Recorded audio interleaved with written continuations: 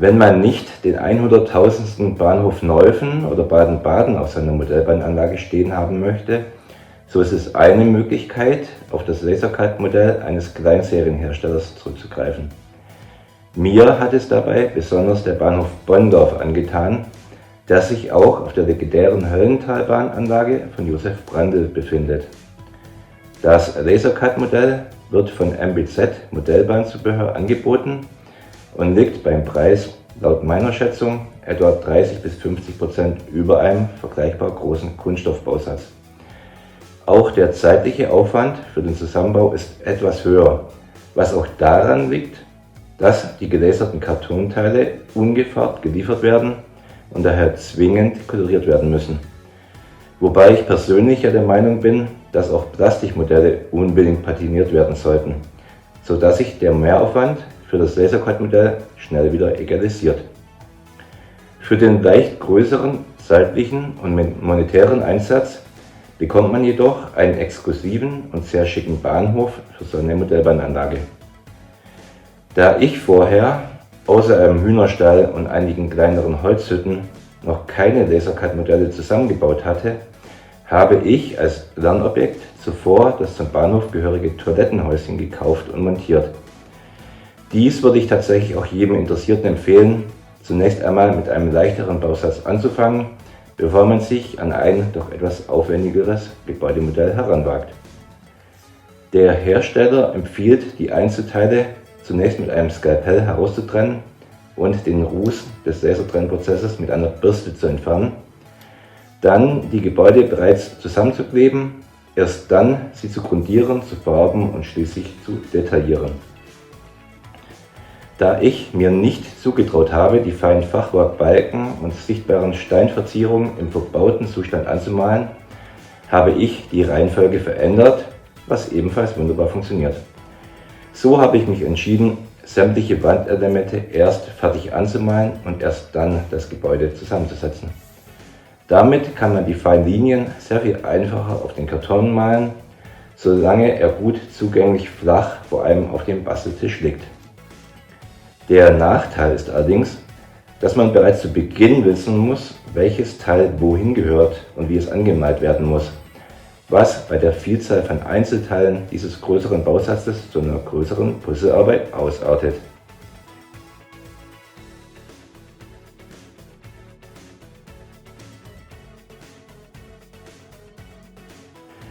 Zusätzlich möchte ich das wunderschöne Gebäude natürlich auch wieder beleuchten. Das Heraustrennen der vorgeschnittenen Wandelemente aus dem Trägerkarton geschieht mit dem mitgelieferten Skalpell völlig problemlos. MBZ hatte das kleine Messer meiner Lieferung einfach so kostenfrei beigelegt. Übrigens hat Herr Oswald, der Konstrukteur der schicken Lasercut-Modelle und Inhaber von MBZ, auf ein Anliegen von mir noch am nächsten Tag per E-Mail geantwortet und mich ganz toll unterstützt. Aber dazu komme ich später nochmals. Um die Rußrückstände des Lasertrennprozesses zu entfernen, soll man die vereinzelten Gebäudeteile abbürsten. Ich habe dazu eine alte Zahnbürste verwendet, wobei ich diese nachher nicht mehr unbedingt zum Zähneputzen verwenden würde. Das ist auch der Schritt des ganzen Bauvorgangs, der sicher am wenigsten Spaß macht. Selbst nach dem Abbürsten bekommt man immer wieder schwarze Finger beim Anfassen der Kartonteile. Dies hört erst auf, wenn die Stücke entweder grundiert oder auch bemalt sind.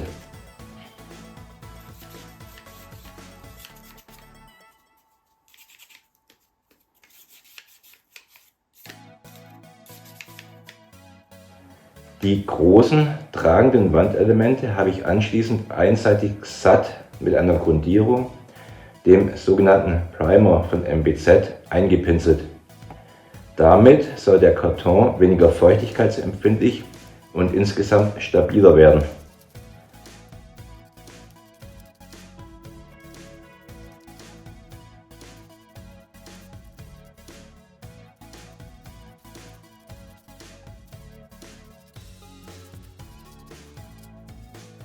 Als Farbe für die verputzten Wandbereiche schwebte mir ein gebrochenes Weiß vor.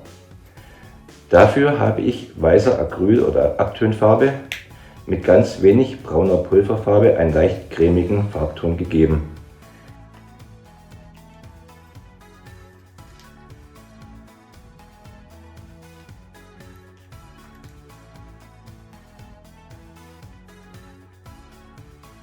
Diese Farbe habe ich dann mit einem Pinsel auf alle entsprechenden Wandpartien aufgetragen, wobei ich versucht habe, die Ziersteine und die Steinleiste des Sockels nicht mit anzumalen.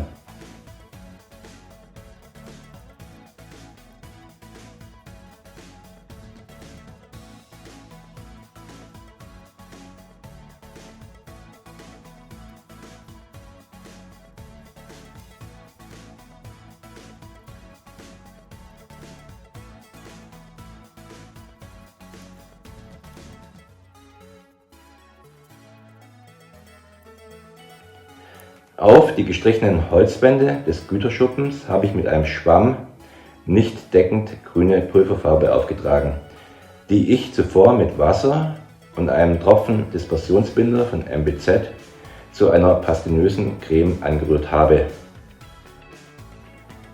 Dank des dünnen Farbauftrags mit dem Schwamm bleibt die Holzstruktur schön erhalten und mit dem Fixierer ist die Pulverfarbe meiner Erfahrung nach auch völlig abriebfest.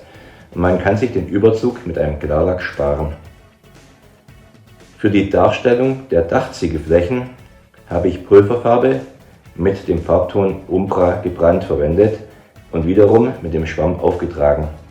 Nach dieser einmaligen Farbbehandlung haben mir die Dachflächen bereits so gut gefallen, dass ich bis auf geringe Alterungsspuren an den Dachgauben und den Kaminen auf jede weitere Patinierung komplett verzichtet habe. Die Fenster und Türrahmen des Güterschuppens habe ich mit brauner Pulverfarbe und einem Pinsel angemalt. Genauso wie die sichtbaren Balken des Fachwerks im Obergeschoss. Wobei dieser Arbeitsschritt der mit Abstand diffizilste des kompletten Bahnhofsbaus war. Bis zum letzten Pinselstrich habe ich geschwitzt und war mir absolut unsicher, ob das Endergebnis überhaupt gelingen wird. An einigen Stellen habe ich fälschlicherweise auch die weiße Wand mit Braun angeschmiert. Zum Glück ließen sich die gröbsten Patzer mit ein wenig weißer Farbe ganz gut wieder kaschieren, sodass man schon sehr nahe an das Modell heran und sehr genau schauen muss, um die Fehler zu sehen. Bei genauer Betrachtung erkennt man sogar beim Profimodell auf Josef Brandes Traumanlage, wie schwierig es ist, die Fachwerkbalken sauber abgesetzt anzumalen. Von dem her bin ich im Nachgang mit meinem Ergebnis sehr, sehr glücklich. Zuletzt mussten noch die Steinsockel und Ziersteine des gemauerten Teils des Bahnhofs koloriert werden.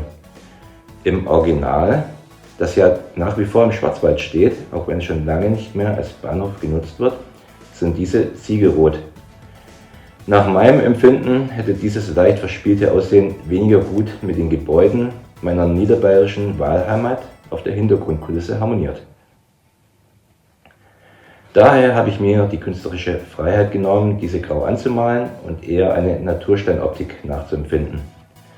So habe ich graue Pulverfarbe mit ganz wenig Schwarz, Braun und Gelb getönt, wieder mit Wasser und einem Tropfen Binder angemischt und vorsichtig mit einem feinen Pinsel aufgetragen. Damit hätten wir die Malerarbeiten fürs Erste erledigt und können an den Zusammenbau der Mauerteile gehen, was ich im nächsten Video kommenden Sonntag um 8 Uhr zeigen möchte. Vielen Dank für euer Interesse und den netten Besuch in meinem Hobbykeller. Falls ihr ansonsten weiter mitverfolgen wollt, wie es mir beim Bau meiner ganz persönlichen Modellbahn-Traumanlage ergeht, so lasst gerne ein Abo da und schaut euch auch die weiteren Videos meiner entsprechenden Playliste an, die ich hier rechts verlinke. Ciao und pfiat euch, euer Jörg alias 1:87 Enthusiast.